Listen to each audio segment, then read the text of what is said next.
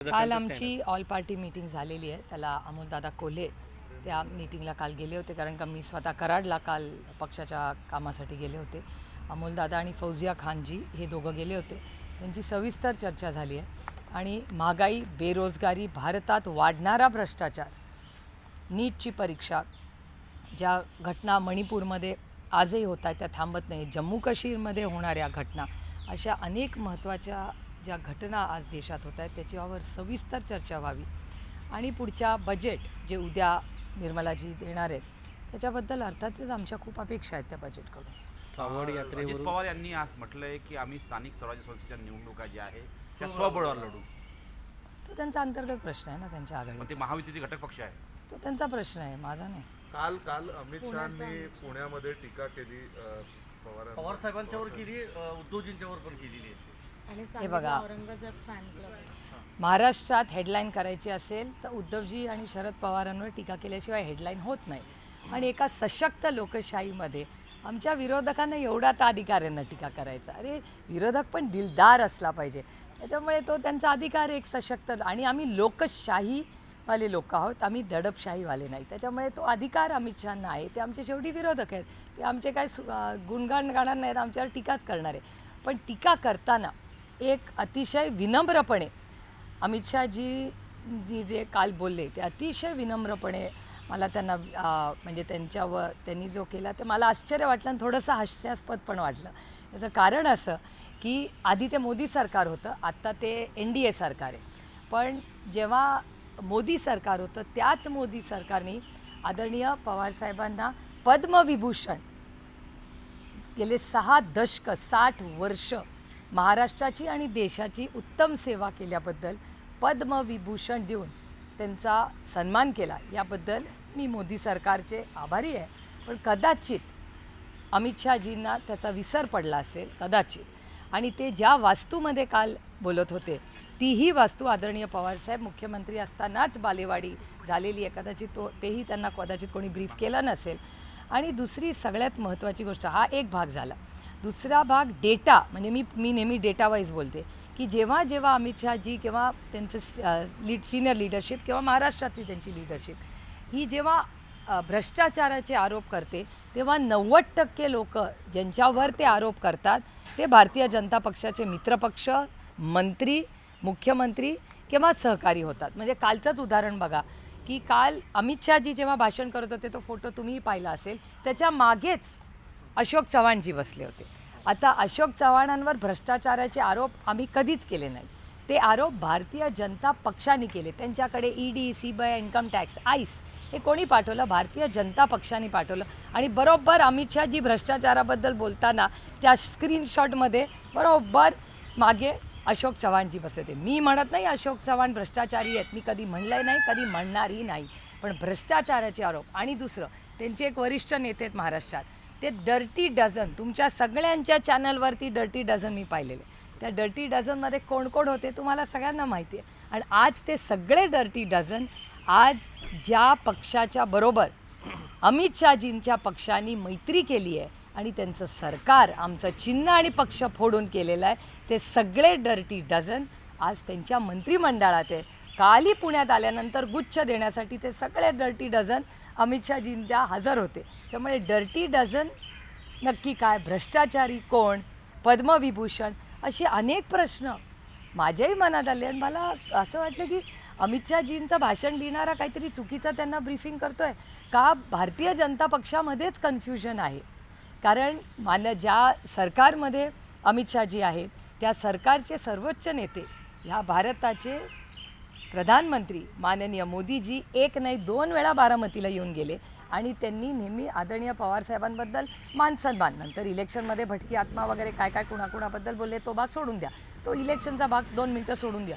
त्याच्यामुळे हे जे मिसकम्युनिकेशन आहे आदरणीय पवारसाहेबांबद्दल, हे भारतीय जनता पक्षाने इंटरनली पहिलं त्यांचं सॉर्ट आउट करावं की भ्रष्टाचार का पद्मविभूषण. आणि डर्टी डझनचं काय, कारण का डर्टी डझनचं वॉशिंग मशीनमधून काढलं असतील तर मला माहिती, कारण का आमच्याकडे तसलं वॉशिंग मशीन नाही.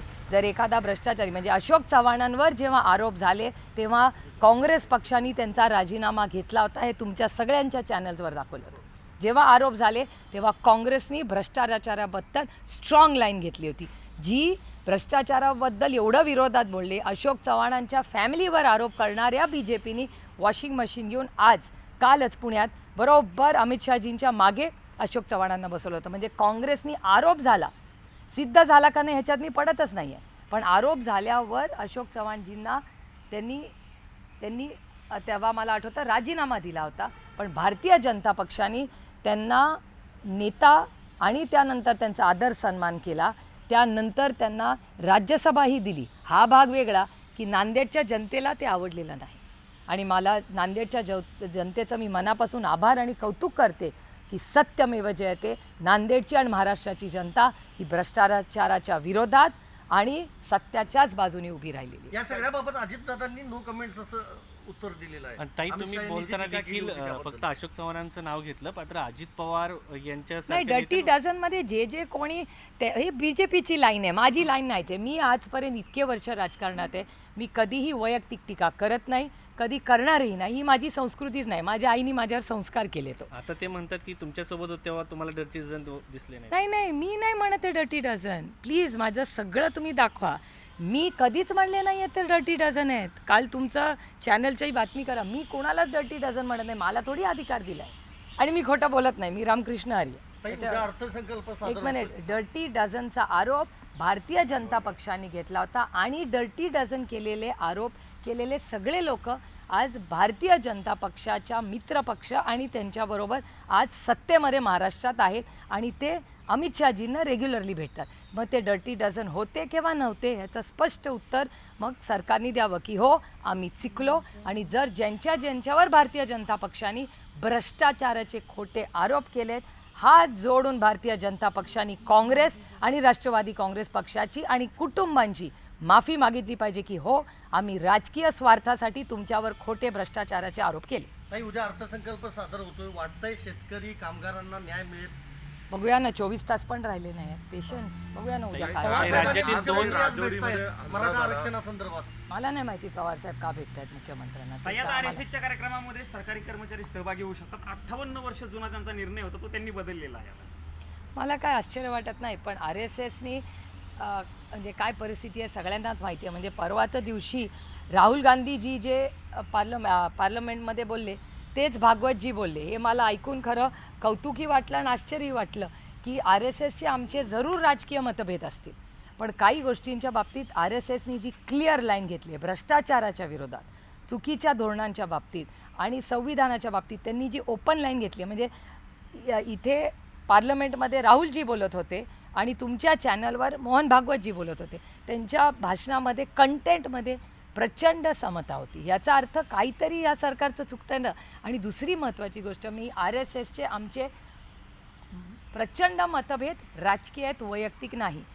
RSSनी तुमच्या चॅनलवर मी पाहिलेली बातमी की 118 कोटी रुपयाचा भ्रष्टाचार हा शेतकऱ्यांना फसवणूक झाली आहे असं मी म्हणत नाही आहे, RSS म्हणतं. ते तुमच्याच चॅनलवर दाखवण्यात आलं आणि तुमच्या चॅनलवर बघितल्यानंतर त्यांनी असं सांगितलं तुमच्या चॅनलवर की देवेंद्रजींना त्यांनी न्याय मागितला की 118 कोटी रुपये जे शेतकऱ्यांना डायरेक्ट बेनिफिट ट्रान्सफर होणार होते ते नाही झालेले. तो सगळा निधी डिपार्टमेंटकडे जाऊन त्याच्यात चुकीची बियाणं घेतली आहेत. हे मी म्हणत नाही आहे. I repeat myself. हे RSSचा आरोप झालेला आहे आणि त्याच्यावर देवेंद्रजींनी काही केलं नाही असंही RSSचेच लोक तुमच्या चॅनलवर बोललेले. कावड यात्राला घेऊन ज्या प्रकाराने आदेश उत्तर प्रदेश सरकारने दिले त्याच्यावर तुमचं मत काय? आणि काल बघितलं ऑल इंडिया पार्टी मीटमध्ये NDAचेच घटक म्हणजे चिराग पासवान, अजित पवार प्रफुल्ल हे पटेलांनी सगळे विरोध केला. विरोध केलेला आहे. विरोध नाही, करतायत. असं आहे की हे प्रचंड अस्वस्थता करणारं आहे आणि हा देश संविधानाने चालतो, कुणाच्या मर्जीने चालत नाही. जेव्हा हे लोक म्हणतात संविधान बदलायची भाषा ही खोटी आहे, हे बघा याचं जिवंत उदाहरण आहे.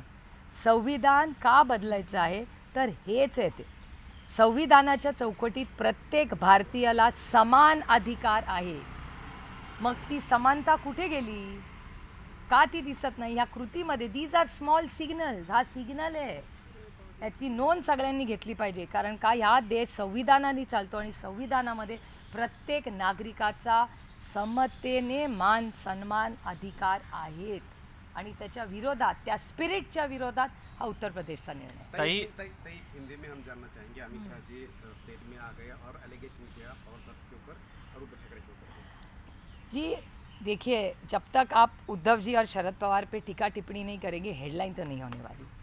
तो हेडलाइन के लिए इतना तो हक बनता है, और एक सशक्त लोकतंत्र में जो विरोधी है वो तो अच्छा बात नहीं करने वाले, कुछ ना कुछ बोलेंगे, तो इतना तो हक है। और हम संविधान और विपक्ष का मान सम्मान करते, ठीक है, बोलिए, उनका अधिकार है। लेकिन मैं बड़ी विनम्रता से अमित शाह जी और बीजेपी से एक ही छोटा सवाल करना चाहती हूँ कि जब मोदी सरकार थी, अभी तो एनडीए सरकार है, लेकिन जब मोदी जी की सरकार थी तब पद्म विभूषण ये पवार साहब को इनकी सरकार ने दिया था, जिसमें अमित शाह जी मंत्री थे, शायद भूल गए होंगे, पता नहीं मुझे।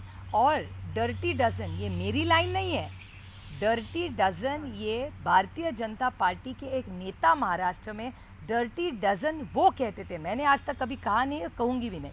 और ये डर्टी डजन आज कहाँ है?